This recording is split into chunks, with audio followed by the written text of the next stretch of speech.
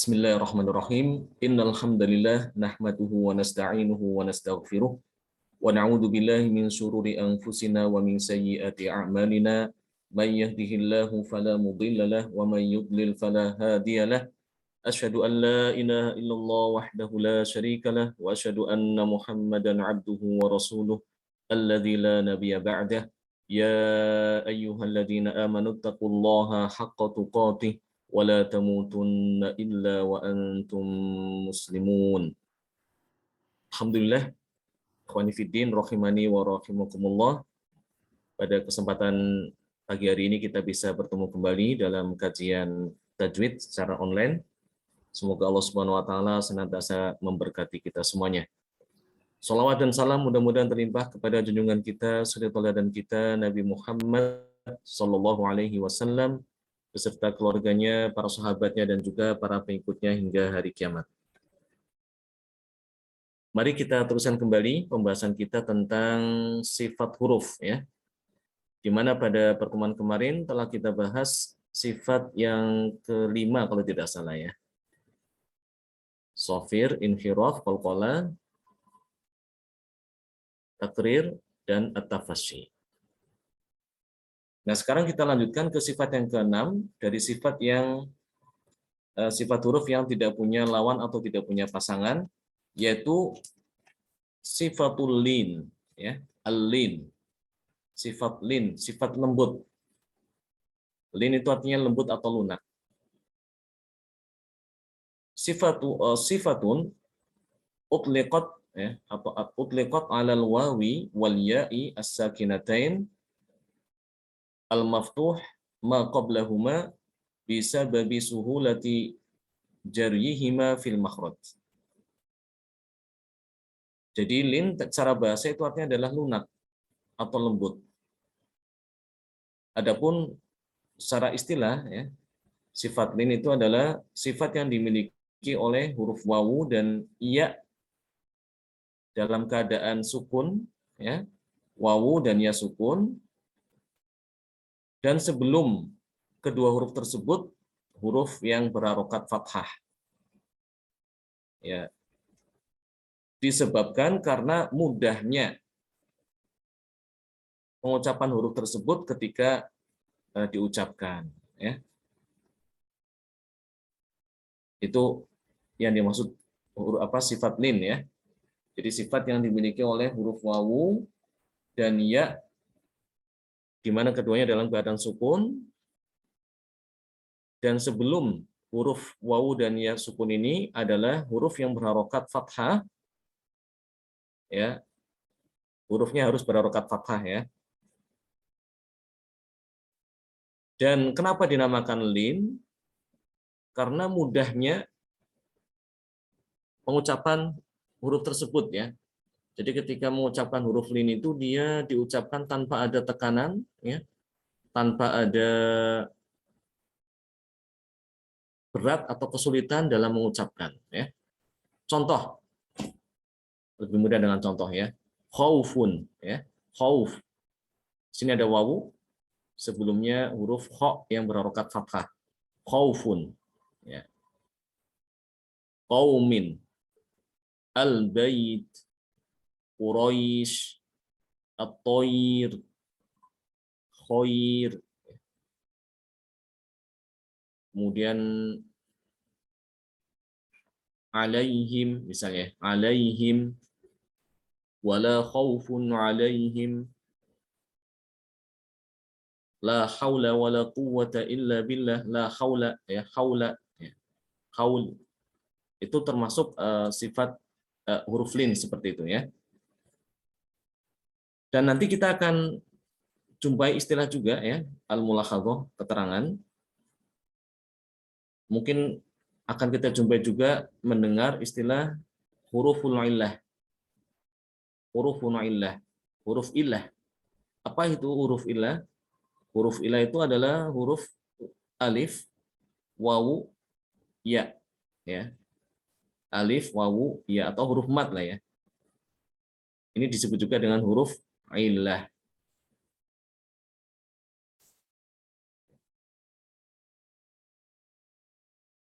Jadi ada kata yang dalam bahasa Arab itu ada yang mengandung huruf illah, ya. Ada kata yang tidak mengandung huruf illah. Kalau suatu kata itu tidak mengandung huruf illah, maka dinamakan kata tersebut sahih, ya, sahih. Tapi kalau ada huruf illah, ya, namanya bukan sahih lagi, ya, tapi huruf yang punya illah, ya. Illah itu artinya ada cacat, ya, cacat atau kekurangan. Sahih artinya sehat, ya. Lawan daripada illah itu sahih. Ya, contoh misalnya, contoh kata yang mengandung huruf illah.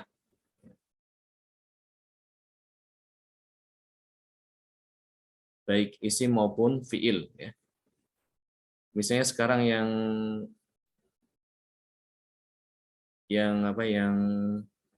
fiil, ya, atau isim dulu. Isim aja dulu, ya. Musa, Musa, ya. Nah, ini ada huruf ilahnya, ya. Isa, ini mengandung huruf ilah. Aso, ya. Kemudian apa lagi? Ada banyak, ya, sebetulnya. Kalau itu berupa fiil, ya, contoh seperti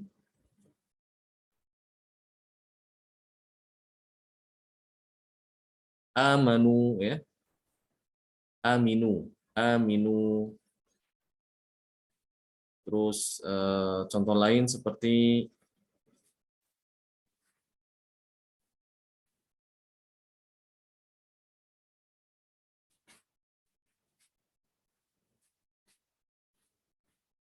contoh yang mengandung huruf ilah. Ya, pokoknya ada yang mengandung wawu, iya, dan alif. Ya. Ada yang bisa menyebutkan?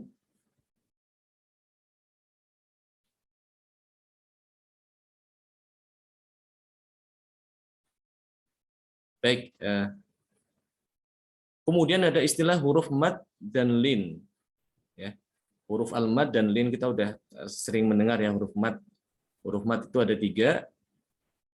Alif sebelumnya fathah, wawu sukun sebelumnya dhamma, dan ya sukun sebelumnya kasrah. Kalau lin berarti ini, ya, wawu sukun dan ya sukun sebelumnya fathah. Ya, ini huruf lin di sini.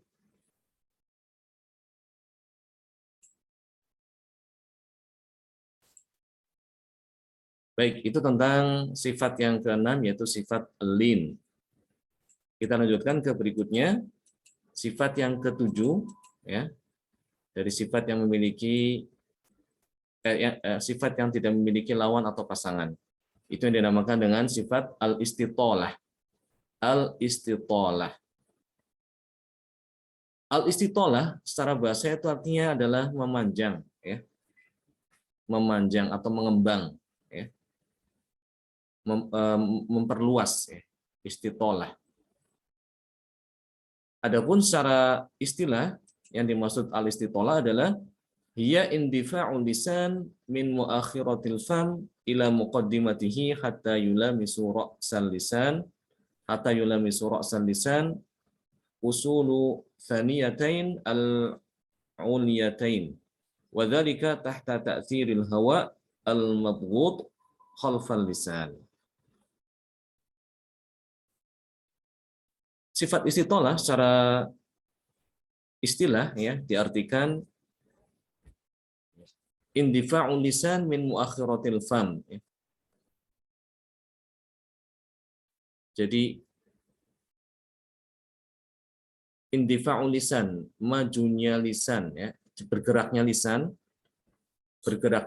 lidah, ya, dari bagian mulut yang belakang, ya. Jadi bagian tepi lidah, ya, yang paling belakang ini, di sini nih, yang dikasih tanda biru, ya, bergerak, ya, dari sini sampai ke depan, ya, ke depan hingga menyentuh ya, ujung lidah sini. Ya, hingga sampai ujung lidah itu bergerak, ya, menyentuh ujung gigi seri, ya, bukan menyentuh ujung gigi seri, menyentuh pangkal ya, pangkal gigi seri atas, ya, ini taniatain ini, nyentuh dua gigi ini. Yang demikian itu adalah disebabkan karena pengaruh tekanan tekanan hawa dari belakang lidah ini ketika mengucapkan huruf dot. Jadi sifat ini hanya dimiliki oleh huruf dot saja ya. Sifat al-istitolah itu hanya dimiliki oleh huruf dot. Ini tidak disebutin ya.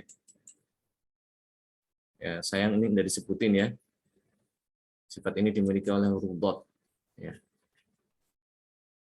Tidak ada yang memiliki sifat istitolah selain huruf dot saja ya. Ya. Sifat memanjangnya lidah ini ya, bergeraknya lidah mulai dari belakang ya, tapi lidah kan nempel pada gigi geraham ini, gigi geraham atas baik yang kanan maupun yang kiri tidak masalah ya. Terus bergerak terus ya, bergerak nempel ke sini hingga gigi geraham paling depan, baru kemudian ini ditekan dengan kuat yang ini, ke gigi geraham dengan kuat. Setelah itu nanti ujung lidahnya ditempelkan, disentuh tanpa penekanan, sehingga ini dikasih tanda kuning nih. Waladhdallin min fadlillah. Ya seperti itu. Perhatikan suaranya. Nah sifat ini ya sifat memanjangnya ya, makhraj dari dot itu yang dinamakan dengan al-istitolah. Ini merupakan termasuk di antara keistimewaan huruf dot. Ya, tidak ada yang memiliki sifat al-istitolah selain huruf dot saja. Ya, baik itu sifat yang ke-7 dan yang ke-8 ya. Yang ke-8 adalah sifat al-gunnah. Dengung, kalau kita terjemahkan dengung ya. Gunnah itu adalah dengung ya, suara yang keluar daripada hidung. Dikatakan di sini al-gunnatu sautun yajri fi makhrajil khaysum wa takunu tabi'atun lin nuni wal mim. Gunnah itu adalah suara yang keluar dari rongga hidung ya. Suara yang keluar daripada rongga hidung itu dinamakan gunnah. Dan ini karena ya biasanya suara ini mengikuti suara mim dan nun. Jadi yang punya sifat gunnah itu hanya 2 huruf saja ya. Yaitu huruf nun ya dan huruf mim. Ya. Ini dijelaskan di gambar ya. Dan memang cuma 2 huruf ini aja yang memiliki sifat gunnah. Jadi ketika kita mengucapkan huruf nun, saat ujung lidah kita tempelkan di langit-langit mulut ya, di sini yang digambar ini gambar warna ungu ya, ditempelkan di langit-langit mulut. Nah saat itulah rongga hidung itu terbuka ya, nih lihat dari sini keluar nih, an ini keluar, an beda dengan lam, al ketika mengucapkan lam, al ini rongga hidung tertutup dia. Tapi ketika nun terbuka sehingga terdengarlah suara hidung itu. Jadi suara ini gunnah ini dia keluar daripada rongga hidung. Karena itu kalau ketika kita mengucapkan huruf nun ataupun mim, rongga hidung kita tutup ya. Hidungnya kita tutup, maka tidak akan keluar suaranya. Ya, tidak akan sempurna keluarnya. Ya, coba aja praktekkan ya masing-masing saat mengucapkan nun ataupun mim ya, Nih, perhatikan ini mim juga sama. Ketika bibir itu menutup rapat, ya, disertai dengan membukanya rongga hidung. Di sini nutup, di sini buka, ya, sehingga suaranya keluar dari sini rongga hidung. Itu yang namanya guna. Am, ya. Beda dengan ba. Huruf ba ketika diucapkan cuma nutup aja. Ini juga nutup juga. Ab, ya.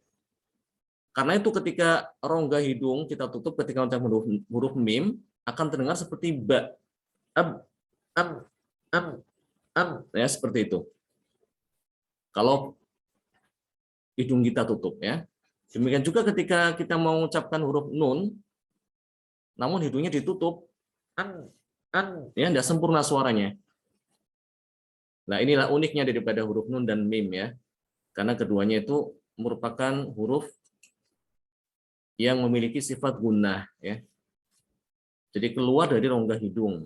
Di samping ada makhraj yang bagian daripada mulutnya, yaitu ujung lidah nempel dengan lahat mulut untuk nun, atau mim berarti dengan menutupkan dua bibir, ya. Maka di samping organ tersebut juga ada pengaruh daripada rongga hidung atau khayshum. Nah, suara yang keluar daripada khayshum atau rongga hidung itulah yang dinamakan dengan gunnah.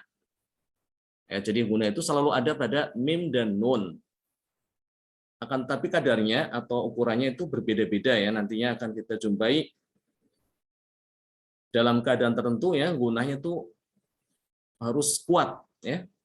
Terutama ketika mim dan nun itu bertasdid. Ini gunnahnya sangat kuat sekali, terasa sekali, ya. Inna a'tainakal kautsar tsumma kalla sawfa ta'lamun amma yatasaalun. Jadi terasa kuat sekali gunanya ketika dalam keadaan bertasydid atau dalam keadaan idgham, ya. Huruf nun atau mim itu diidghamkan ke huruf yang memiliki sifat yang bisa menyebabkan dia diidghamkan, ya. Yanmu min waraihim min ni'mah lahum ma yasha'un. Nah, ini juga gunanya sangat kuat. Nah, nanti akan menurun ketika, ya, ketika dia dalam keadaan hanya sukun saja, ya. Ketika idhar gunanya sedikit, ya. Anhar, ya. Yan'auna wa yanhauna anhu, ya. Anhu maluhu wa ma kasab. An'amta, ya. An'amta. Jadi an'am, nunnya dia tidak boleh dibaca dengan terlalu kuat, ya. Gunahnya nun itu jangan dibaca an'amta, salah, ya. Karena nunnya itu di situ idhar, jadi gunanya itu sedikit, an'amta. Nah, nanti lebih sedikit lagi ketika nun atau mimnya itu dia itu berharokat, ya. Nah, di sini dikatakan al-gunnah ya sautun yakhruju minat tajwi fil anfi al-khayshum, yaitu suara yang keluar daripada rongga hidung yang dinamakan dengan al-khayshum. Wa yusahibu fil gunnati al-arabiyyah harfun nun wal mim mahma kana wad'ihi wa wad'aha wa yakhtalifu tulu zamanihi bi ikhtilafil hukm. Jadi gunnah itu selalu menyertai huruf nun dan mim dalam keadaan apapun. Akan tetapi kadarnya, ya, kadar gunanya itu berbeda-beda tergantung keadaan mim dan nun itu sendiri, ya. Nah, dengan demikian telah kita selesaikan, ya, sifat huruf, ya, baik yang memiliki pasangan ataupun yang tidak memiliki pasangan, ya. Dalam buku lain ada sifat tambahan yang tidak disebutkan di sini, ya, yaitu sifat khofa, ya. Khofa itu artinya tersembunyi, ya, tersembunyi. Yang dimaksud adalah sifat lemahnya huruf saat diucapkan sehingga punya kecenderungan untuk tidak diucapkan dengan jelas pada saat mengucapkan huruf tersebut. Ya, ini karena disebabkan karena huruf ini memiliki sifat yang lemah. Nah, sifat huruf yang memiliki sifat khofa itu diantaranya adalah huruf H, ya, huruf H. Ini tambahan aja ya, sebagai wawasan aja. Nanti ada tambahan sifat al khofa, ya, khofa.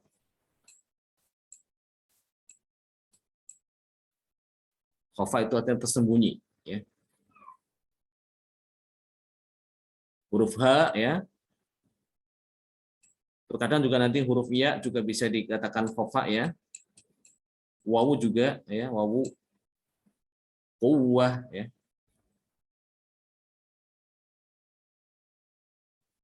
Jadi ketika mengucapkan huruf H ini harus dijelaskan dengan benar, ya.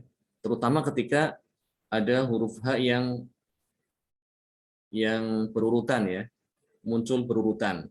Wujuhuhum, ya. Wujuhihim, alaihim, ya. Ini juga harus dijelaskan, hanya itu harus kuat, dikuatkan, ya, alaihim. Sebab kalau tidak dikuatkan nanti akan tidak jelas makhrajnya. Alaihim, alaihim, tidak jelas, ya. Wujuhihim, tidak, wujuhihim, ya. Namun di sini tidak disebutkan, ya, tapi tidak masalah, ya. Ini hanya sebagai wawasan aja. Jadi dengan demikian bisa dijadikan rangkuman, ya, bahwasanya huruf itu memiliki, ya, sifat yang berpasangan, ada 4, ya, yang ada disebutkan di sini ada 4, dan ada sifat yang tidak memiliki lawan atau pasangan. Setiap huruf, ya, setiap huruf hijaiyah pasti dia memiliki minimal itu 4 sifat. Minimal 4 sifat yang punya lawan. Ya, nanti ada yang lebih, ada huruf yang dia memiliki sifat lebih daripada 4 karena dia memiliki sifat khusus. Yang yaitu yang udah kita bahas, ya, pada pertemuan hari ini dan kemarin, ya. Nah, di sini Syekh menerangkan tentang semua sifat mulai dari huruf hamzah, ya, sampai huruf ya, ya, disebutkan di situ sifatnya. Ya, kita contohkan, ya, hamzah. Hamzah, huruf hamzah dia memiliki sifat yang punya lawan, ya. Pertama, dia punya sifat jahar, ya, tertahannya nafas, ya, sehingga dia disebut juga dengan huruf majhurah. Kemudian dia memiliki sifat syiddah, tertahannya suara, sehingga dia disebut juga huruf yang syadidah. Dan dia punya sifat istifal, ya. Istifal itu arah suaranya itu ke bawah, ya, tidak ke atas, sehingga suaranya itu yang dihasilkan adalah suara tipis, bukan tebal. A, bukan O, tapi A, U, I. Suaranya ringan, tipis. Ini karena dia memiliki sifat istifal. Nah, huruf yang memiliki sifat istifal namanya mustafilah. Kemudian sifat berikutnya yang keempat adalah sifat infitah, ya, jadi hamzah memiliki sifat infitah, terbuka, ya. Ketika diucapkan terbuka, tidak, ujung lidah itu tidak menutup kepada lengan mulut, tapi terbuka. A. Huruf yang memiliki sifat infitah namanya munfatihah. Munfatihah, ya. Dan dia tidak punya sifat yang khusus, yang tidak ada pasangan, sehingga dia hanya memiliki 4 sifat, ya, hamzah ini. Kemudian huruf yang berikutnya huruf ba, ya, huruf ba. Sifatnya hampir sama dengan hamzah, ya. Ya, hampir sama dengan hamzah persis nih yang keempat ini. Majhurah, syadidah, mustafilah, munfatihah. Hanya saja dia punya sifat tambahan, yaitu dia termasuk memiliki sifat qalqalah, ya. Sehingga disebut dengan huruf muqalqalah. Jadi sifatnya ada 5 di sini. Huruf ta, ya. Huruf ta dia punya sifat hamas. Ketika diucapkan dia disertai dengan hembusan nafas. Nafasnya mengalir. At, at seperti itu, ya. Sehingga dinamakan huruf ini huruf yang mahmusah. Kemudian ta punya sifat syadid, ya, syiddah sama dengan hamzah dan ba, ya. Dan dia punya sifat istifal sama juga, ya. Dan infitah. Jadi ada 4. Adapun sifat yang tidak ada lawan tidak punya, kosong, ya. Fa juga demikian, ya, nanti bisa dilihat, ya, silakan dilihat di jadwal. Huruf jim, ya, setiap huruf pasti dia punya 4 sifat ini, pasti ada, ya.